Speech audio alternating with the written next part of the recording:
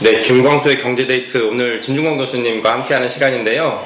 예, 그 주제를 정해주셨어요. 주제는 더불어시민당의 비례대표인 윤미향 당선자와 이용수 할머니의 의혹 제기로 촉발된 정의기억연대 사태. 예. 이 정의기억연대 사태가 터지고 또 다른 시민단체와 정치권까지 가세하면서 이 이슈가 계속 이제 연일 뜨거운데, 예. 이건 그러니까 사실 이런 일은 어느 조직이나 있을 수 있는 거잖아요. 네. 조직에서나 항상 부패한 사람은 있고 지금 사실은 또 아직도 사실이 확인된 건 아니고 이제 의혹들이 네. 있는 거잖아요. 근데 많은 경우에 이런 의혹이 있을 때는 일단 선을 긋고 객관적으로 냉정하게 선을 그은 다음에 뭐 사태 파악을 합시다라고 하고 네. 또 이미 드러난 사실에 대해서는 뭐랄까 비판을 해야 되잖아요. 근데 그게 아니라 조국이랑 똑같은 거예요. 또다시 그러니까 법정에 들어가가지고 유죄 판결 나오기 전까지는 옹호하겠다 이런 태세로 나간다는 말이죠. 그런데 막상 검찰 수사 들어왔는데 검찰 수사도 막 지금 비판하면서 그쵸, 똑같은 거잖아요. 예. 그쵸, 무리한 수사다, 뭐 인권을 침해하는 수사다 이렇게 얘기가 되고 있고 그 다음에 그 프레임이 똑같아요. 저쪽 검찰은 네. 사악한 존재고 네. 이쪽은 저 이용수 할머니 그 배후에 토착 예구가 있고 사악한 존재고 거기다가 또 이거 수사 주체가 또 검찰이잖아, 또 사악한 놈이잖아. 뭐 이렇게 해가지고. 근데 이런 식의 그 정말 누가 봐도 유치한 말도 안 되는 프레임들이 자꾸 반복되면서 네. 그러니까 지배 계급이고 통치 지배 뭐죠 그 집권 여당이잖아요. 그렇죠. 집권 여당의 네. 그 통치 수리라는 게 운동권. 그것도 옛날 NL 운동권 수준이다. 오늘 그 얘기를 좀 할까 싶습니다. 예. 그러니까 말씀하신 게 이제 조국 사태나 이번 뭡니까 윤미향 씨 사태나 이게 일반 이제 시민 사회에서는 어떤 그 도덕적인 어떤 문제나 어떤 양심의 윤리적인 문제를 이렇게 지적을 하고 비판을 하는데 야 이거 법적으로 해결해라고 한다는 거죠. 근데 잘 모르겠어요. 지금 이제 위안부 할머니 문제들이나 이런 것들이 상당히 오래 전부터 네, 된 것 같은데. 저도 언제부터 그렇게 시작됐는지 잘 모르겠어요. 그러니까 그 전부터 이번에 그 초기에 했던 분들이 있고요. 네. 중간에 윤미향 같은 경우에는 초기에 했던 그런 시민운동 라인에서 들어온 사람이 아니라 그 운동권 라인에서 들어온 것 같아요. 네. 운동권 라인에서 들어오면서 지금 어제 신문 보니까 초기에 그 정대협을 언제 만들었던 그 원로들은 네. 상당히 이제 비판적인 그 논조를 갖고 있더라고요. 그다음에 그 초기에 그 운동을 갖다가 데모라고 할 수 있는 분은 뭐라 그러냐면 윤미향이라는 친구가 들어오게 되면서 네. 대표가 되면서 어떤 일이 벌어졌냐면 그 운동이라는 게 주로 이렇게 모금 운동으로 갔다는 거예요. 계속 퍼포먼스하고 네. 이벤트 말아서 돈 모으고 뭐 이런 식으로 갔다고 비판을 했고 2004년에 신미자 할머니가 그래가지고 소송까지 냈어요. 네. 13명 다른 할머니들과 더불어서 그 기부금 모금하는 걸 금지시켜달라고 소송을 냈는데 법원에서는 기각됐죠. 왜냐면은 당신들만이 아니라 또 다른 위안부 할머니들이 있는데 그분들 같은 경우에는 뭐 거기에 반대하는 것 같지 않다라고 해서 네. 기각이 됐거든요. 근데 이때 이제 이 할머니가 굉장히 화가 났던 게 그 현실에 존재하는 위안부 할머니들이 있어요. 그러니까 그거는 이제 우리가 알고 있는 영화에서 보는 거랑 또 상당히 다르거든요. 그렇죠. 되게 보통 이제 운동을 하거나 아니면 책을 쓰거나라고 했을 때는 감성 코드에 맞춰가지고 약간 극적인 다가가잖아요. 요소를 다 극적인 가면서. 요소를 좀 집어넣고 그렇지만 현실에 있는 위안부 그 할머니들 같은 경우에는 끌려갈 때 뭐 소녀인 분들도 덜어 있었지만 대부분 다 성인이었고, 네. 그다음에 굉장히 뭐 집에서 팔아넘긴 그렇죠. 경우도 부모가 있고, 인신매매란 경우도 있고. 그다음에 소가간 경우 아주 굉장히 다양한 경우들이 있는데 네. 그거를 갖다 하나에 딸랑해가지고 정말 순결한 위안부 소녀 이런 이미지로 추격을 하게 되면은 문제는 뭐냐면 할머니들이 자꾸 기억을 거기에 맞춰가지고 얘기하게 되는 가운데. 네. 이제 진술이 좀 안 맞거나 뭐 이런 경우가 생기잖아요. 네. 그렇게 되면 이제 저쪽에서 극우 쪽 있죠, 일본 극우 쪽에게 빌미를 주는 거잖아요. 저봐 거짓말한다. 네. 이런 빌미를 주는 거고 이런 할머니들도 자기들의 실제 삶하고 그 맞춰 하려도 괴로워야 되니까 굉장히 힘든 거잖아요. 그러니까 왜 우리 얘기를 안 들어주고 네. 그렇게 가느냐. 그다음 그 방식도 마찬가지죠. 계속 데모하고 이런 방식인데. 그러니까 그때 왜 아시아 여성기금이라는 게 만들어져요. 일본 네. 정부에서 민간 차원에서 모금해서 못하겠다라고 네. 하니까 일본 민간 차원에서 돈을 만들어 가지고 주겠다라고 하는 건데 네. 사실 그거는 내가 봐도 거부하는 게 맞죠. 거부하는 게 맞는데 그건 우리 생각이잖아요. 네, 그렇죠. 우리 생각이고 근데 할머니들 경우에 정말 생활이 힘들기 때문에 그거라도 받아야겠다라는 예. 사람들이 있는 거예요. 그렇다면은 사실 누가 주가 되어야 되냐면은 그런 사람들 의견도 의견인 거잖아요.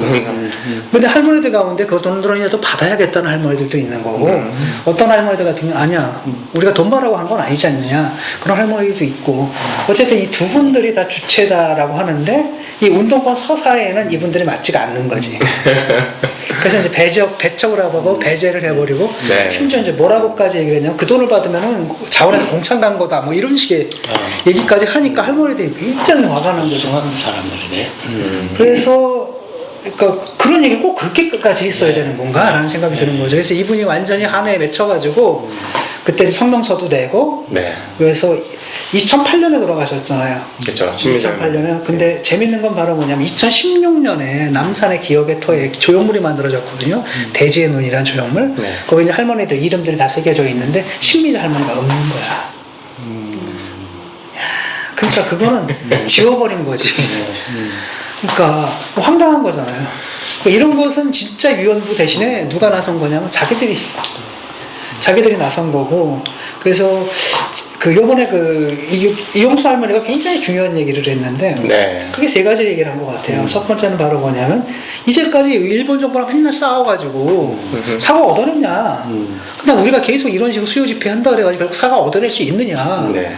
그러니까 쉽게 말하면 실현 가능한 목표를 제시해야 되는데 30년 동안 애들 동원해가지고 이게 뭐 한 거고 돈만 모은 거 아니냐라는 거예요 결국은.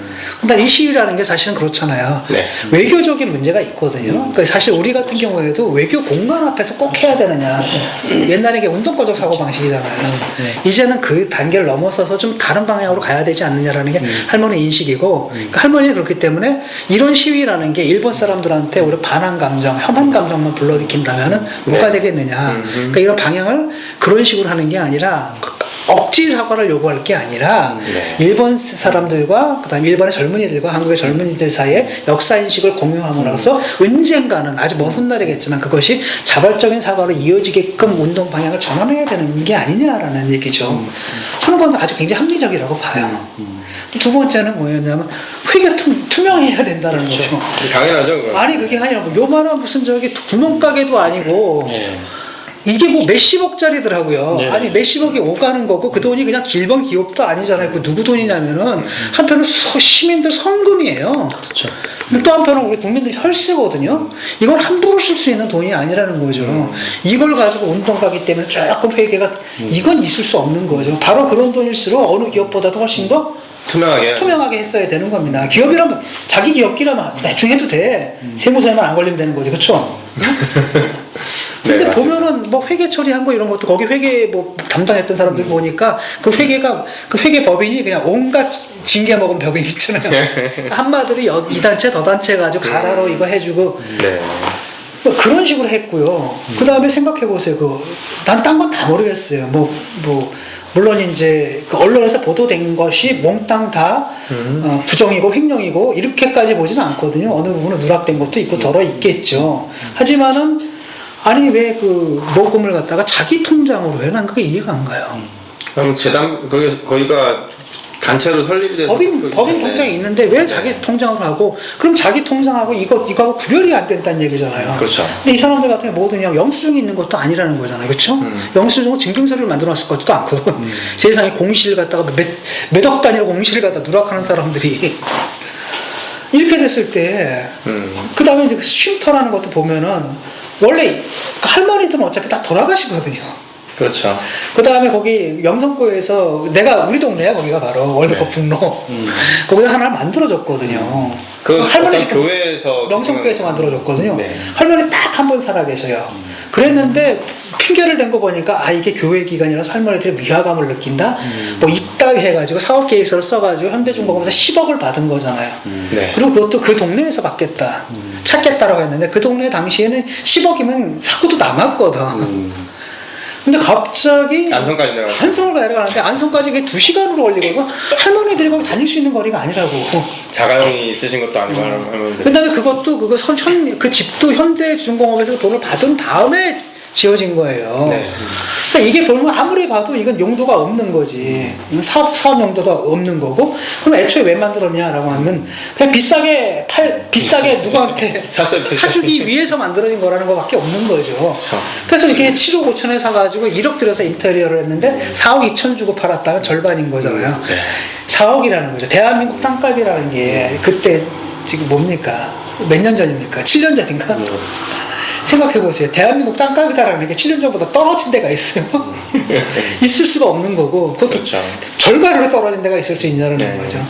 이거 딱 보게 되면 이제 이건 내가 봐도 빼도 박도 못하고, 그 다음에 결국 거기를 누가 썼냐면 시들 수련회 한 거예요. 그 다음에 뭐 펜션으로 주고, 심지어 민중당 대회가 거기서 왜 열리는지 모르겠어요. 원래 그 돈을 현대중공업이 돈을 받아가지고 이렇게 땅 사고 집을 거기다 새로 지은 게 아니고 일단 집을 사고 그렇죠. 인테리어를 원래는 했어요. 여기다 산다 그랬단 말이에요. 그래서 네. 받은 돈인데 나중에 저쪽에 결정한다면 현대중공업 측에는 우리가 안성으로 바꿨다라고 통보를 한 거고, 네. 그 다음에 저쪽에서 이제 황당하니까 와서 실사를 들어와가지고 봤는데 사업이 진행된 게 하나도 없는 거예요. 뭐 원래 하겠다라는 사업들이 있잖아요. 하나도. 왜냐면 거기 할머니가 간 적이 없으니까. 개소식 때 빼곤 간 적이 없고요. 네. 그러니까 C가 나왔고, 그 다음에 그럼 너희들 돈 어떻게 되는지 보여달라, 증빙자료를 내놓으라 그러더니 하나도 못 내는 거예요. 회계가 F가 된 거. 그러면 이제 그 다음부터는 이제 뭡니까? 앞으로 우리가 잘하겠습니다 이런 것도 아니거든. 아, 더러워서 반납하려고. 그럼 반납하려면 다 하든지. 그러니까 이게 무슨 기부자한테 갑질을 하는 듯한. 네. 거기에도 이제 또 펜션 관리자로 또 자기- 윤미향 씨 아버지를 이렇게 해서 그것도 문제가 됐어요. 그게 이제 80% 거기에 든 비용의 80%가 아버지 그 인건비였던 거예요. 그러니까 그 노인네 데려다가 용돈 준 거지. 거기서 그 공기 좋은데 살라고 하고 용돈 주고 가끔가다 대저해. 자기들 이제 그 보니까 다 NL이잖아요. 네. 그래서 김복동 할머니 조의금이 왜 NL 단체로 가냔 말이야. 사드반대 단체라든지 뭐 이런 단체 있잖아. 그랬더니 평소에 할머니와 뜻을 같이 했던 단체라서 내가 우리 할머니가 NL 운동권이라고 처음 알았네. 되게 또 돈을 이제 김복동 할머니 장학회를 만들었는데 그 장학금을 NL 활동가들 자녀들한테 원래 그게 누구한테 주게 되냐면 이분이 왜냐면 이런 일을 하게 되면은 제일 피해를 받는 게 누구냐면 네. 제일 동포들이거든. 그렇죠. 네. 한일 관계가 나빠지잖아. 네. 그러니까 그분이 굉장히 안타까웠던 모양이야. 그래서 이제 그 학교 애들에게 쓰라고 했는데 이거를 가지고 또 자기 다 또 운동권 다 그 자녀들이죠. 네. NL이에요 다. 그러니까 쉽게 말하면 이 위안부 운동이다라는 게 한마디로 윤미향이라는 사람의 사기업이 돼버린 거고 자영업이 돼버린 거고, 네. 그 다음에 그와 남편이 속해 있는 NL 운동권의 기지가 돼버린 거죠. 모금기지 모금기지가 역할을 했던 것 돼버리는 같아요. 돈줄이네. 근데 이게 지금 현지에서 드러난 사안이잖아요. 그 다음에 의혹들이, 이게 배임이냐 횡령이냐, 네. 그 다음에 또 다른 비리가 있었느냐, 이건 검찰로 넘어갈 문제고 법정에서 따져야 할 문제지만 그렇죠. 시민사회에서 따질 때는 이미 이거 자체가 회계를 투명하지 못했다라는 거라든지 굉장히 이상한 데 쓰였다라든지 네. 말도 안 되는 일이 너무나 많이 벌어졌잖아요. 그 다음에 할머니들하고 지금 몇 번째입니까? 신미자 할머니랑 싸웠지, 요번에 이용사 할머니랑 또 아니 운동의 주체들을 갖다 상대하고 대상화하고 말이지 도구화했다는 게 너무나 분명한데 네. 거리를 둬야 되잖아요. 근데 지금 거리를 안 둔다는 겁니다 지금 민주당에서. 그러니까 내가 볼 때는 오늘 처음 김영춘 의원이 윤미향 씨 사퇴해야 된다라고 처음 얘기를 한 것 같아요. 예, 그분은 이제 부산 쪽이니까. 왜 민주당 쪽에서는 뭐 이렇게 계속 눈치 보고 있나요? 아니면 지금 거의 이제 보고를 그러니까 그게 문제인 게 이해가 안 되잖아요. 윤미향이라는 사람이 뭐 대단한 사람이라는 거예요. 엄청나게 대단한 사람이 된 거, 정치가 드러났죠 지금. 제2의 조국인가? 그러니까 민주당 의원도 아니고 저쪽 그 위성정당에서 부랴부랴 이 사람을 왜 불렀느냐면은 사실 선거용이었거든요. 이 사람들이 선거의 프레임을 뭘로 짰냐면은 반일로 짰단 말이에요. 맞아요. 그러니까 그 반일의 상징으로 하나를 준 게 윤미향이었던 거예요. 근데 이제 선거 끝나고 압승했잖아. 네. 라고 하면 이런 일이 벌어졌으면 잘라야 되잖아요. 근데 잘하지는 못하는 거예요. 내가 지금 문제 삼는 게 조국 때도 그랬고, 네. 이번에 윤미향 때도 그랬고, 이게 상식적으로 이해가 안 되잖아요. 공당이라고 한다면 공짜로 문제가 됐을 때는 거리를 딱 두고 상처는 또는 뭐랄까 고름이 생겼으면 그건 도려내야 되잖아요. 조명은 도려내는 게 아니라 끌어안고 암세포도 내 세포야 뭐 이렇게 한단 말이야. 암세포도 내 살이야 뭐 이런 거란 말이야. 아, 예. 이게 좀 이해가 안 가는 게 보면은 제가 볼 때는 이게 운동권 서사가 있는 거예요. 하나가. 이 사람들은 아직도 자기들이 뭐라고 생각하냐면은 정의로운 일을 한다고 생각하는 거죠. 그러니까 솔직히 말하면은 네. 아니 토착 외고 아니 지금 해방된 지 몇 년째입니까? 아니 독립운동을 해. 70년 됐죠, 해방. 아, 왜 독립운동 하냐? 6.25도 전이야, 그거는. 왜 독립운동을 이제 해? 지금 한국전쟁 얘기하는 분들도 지금 다 돌아가셨는데. 근데 이런 프레임이 이제 NL 운동권 프레임인데, 이 네. NL 운동권 프레임에서 저쪽이 자유롭지 못한 게 상당 부분 제가 계속 작년부터 지적을 했는데, 이게 정부라는 공식 기구의 운영 방식이 아니라, 네. 운동권 운영 방식이고, 그것도 아주 익숙한 NL 운동권 방식이라는 겁니다. 그 NL 운동권에 계신 분들이 정보에 들어가 있기 때문에. 그니까요. 예. 거기 가 있고, 그 다음에 이 사람들이 이제, 386, 586. 왜냐하면 386, 586의 주력 부대가 사실 NL이었잖아요. 우리 같은 PD는 거의, 비주류였고, 주주가 그들이었고, 그들 사이에 무슨 사업을 하는 방식부터, 그 다음 사업을 하는 작품부터, 하여튼 이 모든 것들을 공유하고 있는 거고, 그 다음에 이제 걔네들은 품성 같은 걸 굉장히 좋아해요. 혁명적 의리론. 그러니까 우리가 그 문제가 안 되는 게 PD가 안 되는 이유는 애들을 세미나를 시킨단 말이야. 공부를 시키거든. 막 자본론을 읽히고 말이지, 논문을 읽히고 막 이런단 말이야. 그런 것 같아. 그러니까 이게 대중들한테 이게 맥히겠냔 말이야. 애들은 그런 거 안 합니다. 그냥 놀러 다녀요. 같이 마실 다니고, 그 다음에 무슨 일을 하고, 그 다음에 무슨 일상생활 속에서 녹아 들어가거든요. 그러니까 지금 이 방식이에요. 그러니까 이 세대들 딱 보면은 자기들 운동하고 일상생활하고가 구분이 안 돼. 요번에도 보게 되면 그렇잖아요. 다 연결돼 있거든. 쉽게 말해 여기 안성신문이 있고 저기 수원신문이 있고 여기 뭐 몰라 내가 남편이 있고 네. 나 친구고 옛날에 애들은 다 운동권이고 네. 다 연결돼가지고 그 다음에 보니까 윤미향이 모금합니다라고 광고 때리는 건 또 남편 신문사에서 때리고 이게 다 연결돼 있는 거예요. 그러니까 아마도 그 사업화에서 지출했던 돈들이 있잖아요. 그거 다 보면 그쪽 계열 애들이 운동권 애들이 운영하는 곳일 거라는 겁니다. 그러니까 옛날에도 그랬어요. 그 선배들이 졸업을 안 해. 7학년, 8학년을 해. 그래서 학교 앞에다 무슨 인쇄손이 이런 거 차려. 그래서 후배들 그 총학생회 당선을 시켜. 그럼 이 총학생 애들이 그 총학생 사업을 그쪽에 줘. 하여튼 뭐 이런 식으로 굉장히 삶하고 엮여 들어가는. 그러니까 그 운동 방식이 유물론적인 거죠. 우리 같은 PD는 관념론자들이라서 이게 이길 수가 없는 거예요. 그러니까 이런 그 작품이 있어가지고 이게 모든 게 아주 복잡하게 한편으로는 경제적으로는 권력하고 그다음 또 다른 한편은 정치 권력하고 이게 아주 복잡한 그걸로 얽혀 있어가지고 이들이 이제 하나의 동업자 의식이라고 하나요? 네. 이게 이제 돼 있는 거죠. 그러니까 사실은 공적이어야 할 국가가 굉장히 사적으로 오염되고 있는 지금 그런 상황이고, 그러니까 윤미향 사태 같은 경우에는 그걸 갖다가 상징적으로 보여져 아주 작은 사건이다.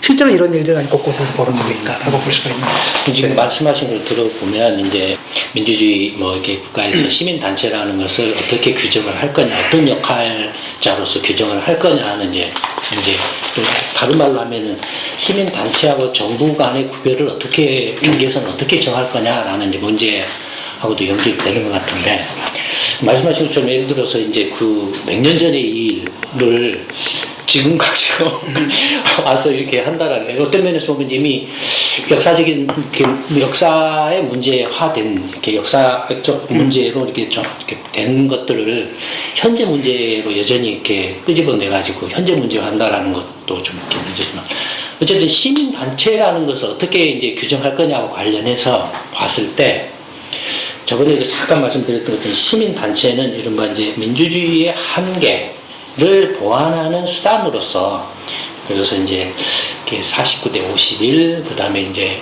뭐 국가 간의 어떤 문제, 세대 간의 문제, 이런 것들이 이제 기존의 민주주의 시스템으로서는 해결하기가 힘드니까 시민단체의 어떤 도덕성이나 윤리성을 기반으로 해서 어떤 지구 환경에 의해서는 미국이든 중국이든 뭐 이렇게 유럽이든 한국이든 다 이렇게 좀 이렇게 양보를 해서 이렇게 해결하도록 하자. 또 현 세대하고 미래 세대를 했을 때 미래 세대는 뭐 투표권이 없기 때문에 현 세대가 결정해서 영향을 받을 수밖에 없다. 근데 이런 문제는 좀 윤리적이고 도덕적인 입장에서 미래 세대를 생각해서 현 세대가 양보하는 쪽으로 하자라는 그런 이제 어떻게 보면은 그 민주주의 사회에서의 어떤 그 오피니언 리더로서의 어떤 도덕성이나 윤리성을 이렇게 부각시키는, 그래서 민주주의의 어떤 그 한계나 결함을 보완하는 그런 이렇게 역할을 하는 데 걸로 이렇게 볼 수가 있는데, 그렇게 본다면 예를 들어서 위안부 문제 같은 경우라든지 뭐 강제징용 문제라든지 이제 뭐 이런 것들은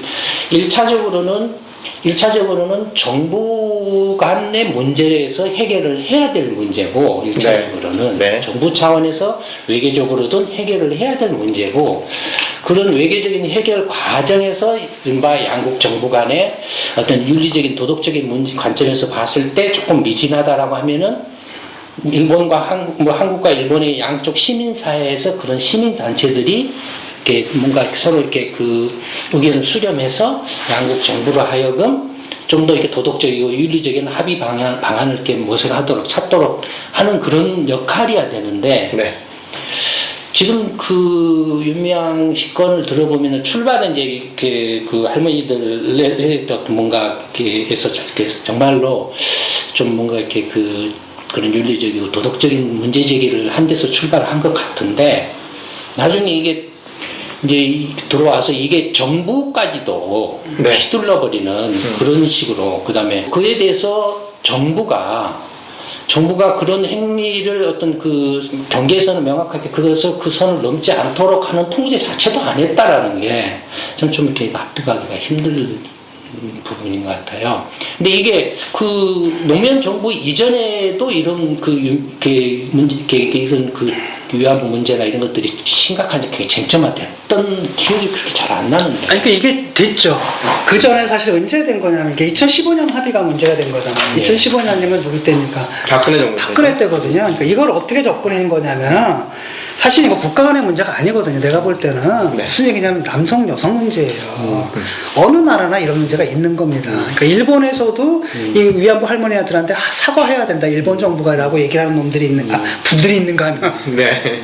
한국에서도 저거 매춘부다 막 이렇게 욕하는 놈들이 있단 말이에요. 어? 그런 사람들이 있었어요. 한국 사람인데도 예컨대 반일 종족주의 뭐 하고, 요번에도 뭐 시위하고 이런 사람들 있거든요. 이거 기본적으로 남성 폭력이고 국가주의 폭력이거든요. 네. 그래서 이런 관점에서 가야 되는 거죠. 그래서 이걸 갖다 자꾸 민족주의적 관점으로 가게 되면 우리는 선하고 일본은 나빠, 뭐 일본 정부 사과, 이렇게 가게 되면 수가 없는 거거든요. 많은 경우에 사실은 우리나라 이런 국가 폭력이다라는 데선 우리나라도 자유롭지 못하잖아요. 우리나라 베트남 가가지고 베트남 여성들한테 한 게 있고. 그렇죠. 이거지. 뭐 일본 사람들은 뭐 성질이 나빠서 사악하고 우리는 뭐 선하고 이런 거 아니거든요. 그런 관점을 좀 가질 필요가 있는 거죠. 실상을 정확히 보고 정확히 인정하는 가운데서 왜 이 운동을 못하냐라는 거예요. 그러니까 그들은 이제 운동권 서사가 있고, 그래가지고 아주 그저 순결하기만 한 이 할머니들이 있고, 네. 그러니까 그들의 이제 이른바 순결 서사가 들어와요.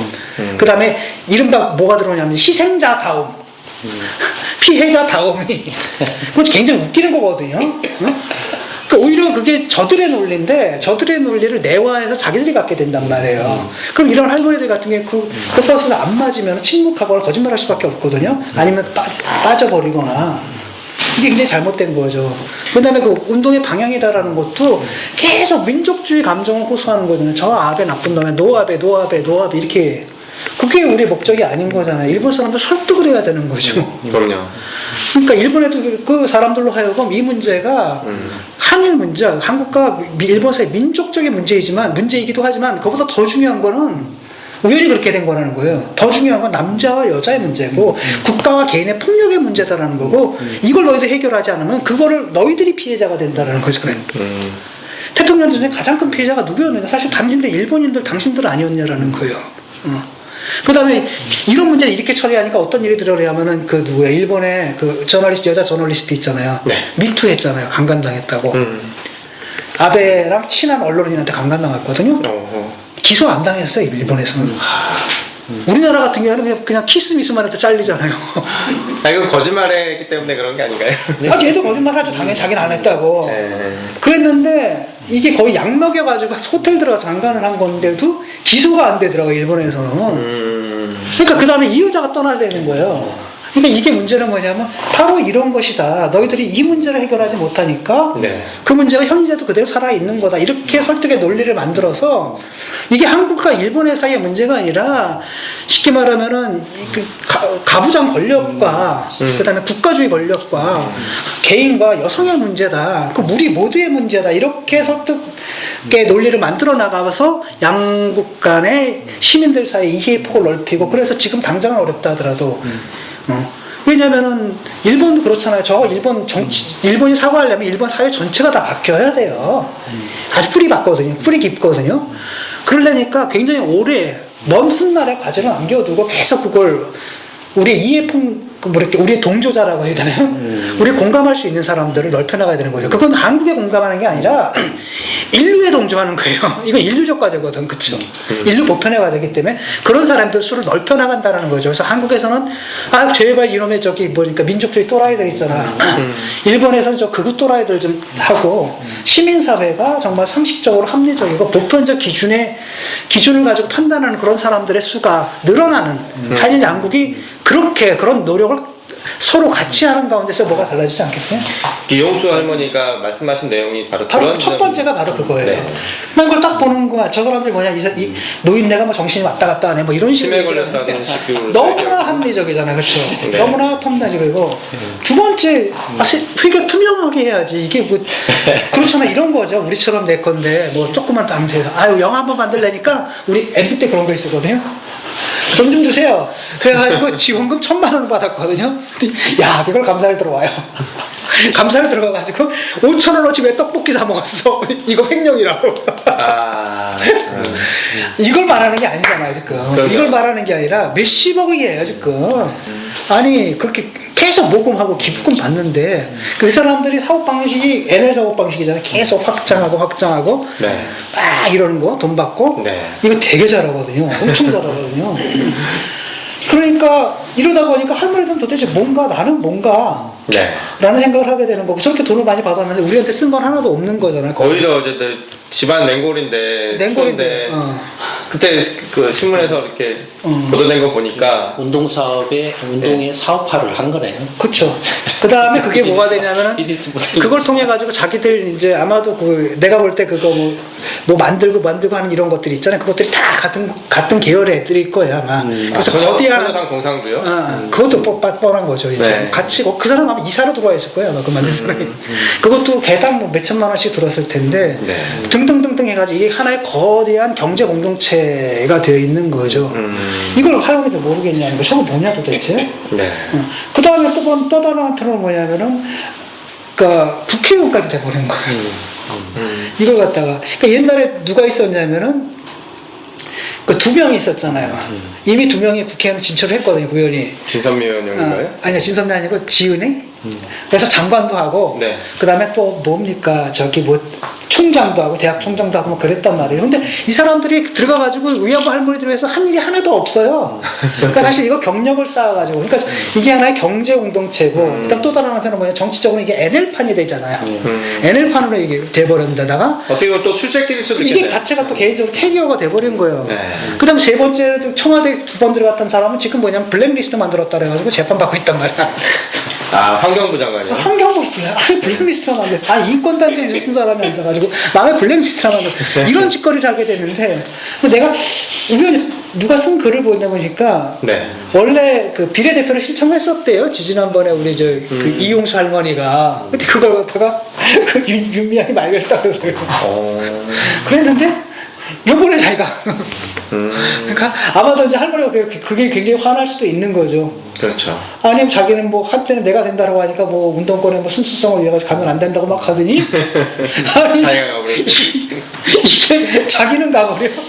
그러니까 이제 부분에서 확 화가 났을 수도 있는 거죠.